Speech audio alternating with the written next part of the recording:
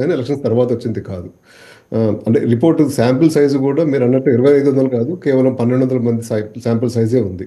అంటే భారతీయ అమెరికన్స్ అంటే అమెరికన్ ఇండియన్స్లో పొలిటికల్గా పెద్ద అనాలిసిస్ ఉంటుంది అని నేను అనుకోను. ఎందుకంటే మన దగ్గర నుంచి అమెరికాకు వచ్చే వాళ్ళు ఎక్కువ మటుకు ఎంసెట్ రాసి తర్వాత ఇంజనీరింగ్ చదువుకుని 4 ఏళ్ళు టైం పాస్గా ఇంజనీరింగ్ చదువుకుని అయిపోగానే టోఫీలు జిఆర్ఈలు రాసి అమెరికాకు వచ్చి ఇక్కడ ఎంఎస్ చేసి ఇక్కడ స్థిరపడిన వాళ్ళే ఉంటారు. అంటే అలా అని అందరినీ డిస్కౌంట్ చేయను, కొంతమంది ఎక్కువ శాతం అలాగే ఉంటారు.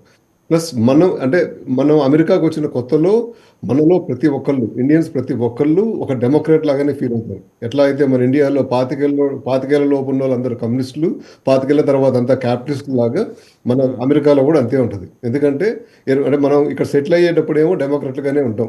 మనకి గ్రీన్ కార్డ్ రావాలి, మనకి H1 రావాలి, మనం పెరగాలి అని చెప్పి అనే మూడ్లో ఉంటాం. పెరిగిన తర్వాత మనం మెట్లకేసాం కదా, కిందనే దోసేయడానికి ట్రై చేస్తాం. అది unfortunate, but that is how we behave.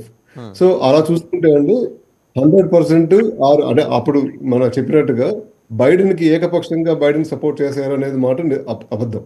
ఎందుకంటే బైడెన్ మీద పోయిన 2.5-3 ఏళ్ల నుంచి బైడెన్ మీద కొంత వ్యతిరేకత అయితే ఇండియన్ అమెరికన్స్ లో కూడా ఉంది.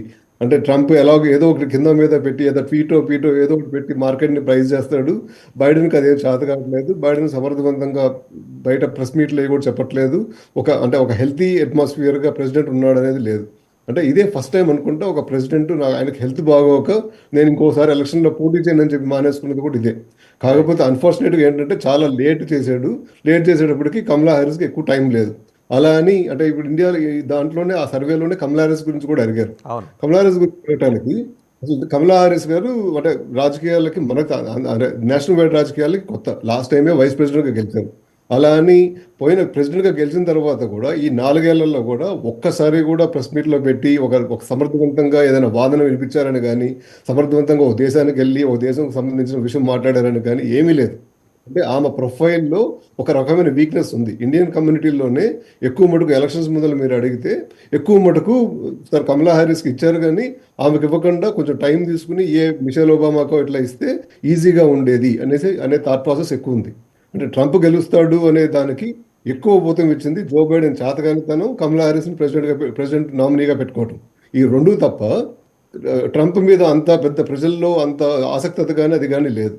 ప్లస్ వైట్ సుప్రమసీ అనేది కొంత వర్క్ అయింది, అది 100% వర్క్ అయింది. ప్లస్ అదే కాకుండా ఇప్పుడు ట్రంప్ ఎప్పుడైతే ఇక్కడున్న అంటే ఇల్లీగల్గా పనిచేసే వాళ్ళందరినీ ఇల్లీగల్ ఎంట్రీస్ పంపించేస్తా ఉన్నారో, ఒక ఇండియన్ కమ్యూనిటీలోనే కాదు sir, even Spanish community, Mexican కమ్యూనిటీస్లో కూడా వీళ్ళందరూ ఇల్లీగల్గా వచ్చిన వాళ్ళందరూ వెళ్ళిపోతే మనకే మంచి జాబులు వస్తాయి, మనం అడిగినంత జీతాలు ఇస్తారు, మనం కూడా సంపాదించుకోవచ్చు అనే మూడ్తో దగ్గర 55-60% ఈవెన్ మెక్సికన్ పాపులేషన్లో కూడా ట్రంప్ ఓటేశారు మొన్న. అంటే ఈవెన్ బ్లాక్ పాపులేషన్లో అంత ముందు వరకు ట్రంప్ అంత సపోర్ట్ ఉండేది కాదు, వాళ్ళు కూడా వేశారు. ఈ షిఫ్ట్ వల్ల ఏకపక్షంగా మొన్న ఎన్నికలేని సార్, ఏకపక్షంగా ఎన్నికలేని. ఇప్పుడు అంటే నేను ప్రతి బూత్ బై బూత్ కూడా అనాలిసిస్ చేస్తానండి. ఇప్పుడు మాకు టెక్సస్ చూసుకుంటే, టెక్సస్లో 2010 అంటే ట్రంప్ గారు ఫస్ట్ టైం గెలిచినప్పుడు ట్రంప్ గెలిచింది అంటే 800,000 ఓట్స్తో గెలిచాడు సార్. రెండోసారి ఎలక్షన్స్ అయినప్పుడు బైడెన్ కేవలం 600,000 ఓట్స్తోనే ఓడిపోయాడు. మళ్ళీ మొన్న కమలా హారిస్ పోటీ చేసినప్పుడు దగ్గర 1.8 మిలియన్, అంటే దగ్గర 3 times మెజారిటీ పెరిగింది. అంటే మీరు చెప్పుకోవాల్సింది ఏంటంటే ఇక్కడ అమెరికన్స్కి కమలా హారిస్ కానీ బైడెన్ మీద కానీ వ్యతిరేకత ఉంది, వాళ్ళు రావాల్సిన అవసరం లేదనుకున్నారు.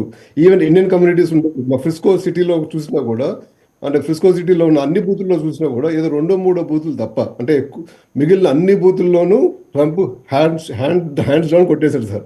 రైట్. సో అంటే ఆ రిపోర్ట్ ఎంతవరకు నిజం అనేది నేను ప్రశ్నిస్తాను. రైట్.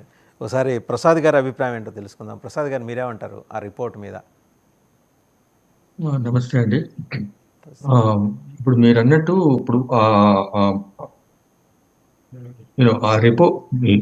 ఇట్ అగైన్ ఇప్పుడు ఆ శాంపుల్ చిన్నది, దాంట్లో కూడా అంటే వాళ్ళు ఎవరితో మాట్లాడారనే దాన్ని బట్టి ఉంటుంది కదా. కొత్తగా వచ్చిన వాళ్ళకి ఇక్కడ అమెరికన్ పాలిటిక్స్ పెద్దగా ఇప్పుడు కిరణ్ గారు చెప్పినట్టు ఇప్పుడు మన ఇంజనీరింగ్ చదివి ఇచ్చిన బ్యాక్గ్రౌండ్ వాళ్ళకి ఎక్కువ ఈ పొలిటికల్ అవగాహన ఉండదు. అంటే చుట్టూ ఎవరు ఏమనుకుంటున్నారంటే ఆ దీంట్లో ఉంటారు ఆటోమేటిక్ గా. అంటే బేసిక్ ఇప్పుడు మా సర్కిల్స్ లో, అంటే నాకు తెలిసిన సర్కిల్స్ లో మెజారిటీ రిపబ్లికన్స్కే సపోర్ట్ చేశారు. అంటే చాలా మంది మన ఇండియన్స్ కూడా రిపబ్లికన్ క్యాండిడేట్స్ గా నిలబడ్డారు. రిపబ్లికన్ అభ్యర్థులుగా, అంటే రిపబ్లికన్ అభ్యర్థులుగా స్టేట్ లెవెల్లో, కౌంటీ లెవెల్లో, అంటే టౌన్స్ లెవెల్లో రిపబ్లికన్ పార్టీ అభ్యర్థులుగా మన తెలుగు వాళ్ళే చాలా చోట్ల కంటెస్ట్ చేశారు. వీళ్ళు ఏమనుకున్నారంటే ఇప్పుడు అగైన్ అంటే ఇప్పుడు ఇట్లా ఇప్పుడు మన ఇండియా నుంచి వచ్చిన వాళ్ళు మెజారిటీ H1 వీసా మీద వచ్చారు. ఈ గత 20-30 ఏళ్లలో వచ్చిన మెజారిటీ H1 వీసా మీద వచ్చారు. H1 వీసా మీద వచ్చిన తర్వాత అంటే ఇప్పుడు మనం ట్యాక్సులు కడతా ఇప్పుడు 15 ఏళ్ళు ఇప్పుడు 10-15 ఏళ్ల పాటు వెయిట్ చేసి గ్రీన్ కార్డుల కోసం వెయిట్ చేసి మనం ట్యాక్సులు కట్టి ఎంత కష్టపడతా ఉన్నాం మనం.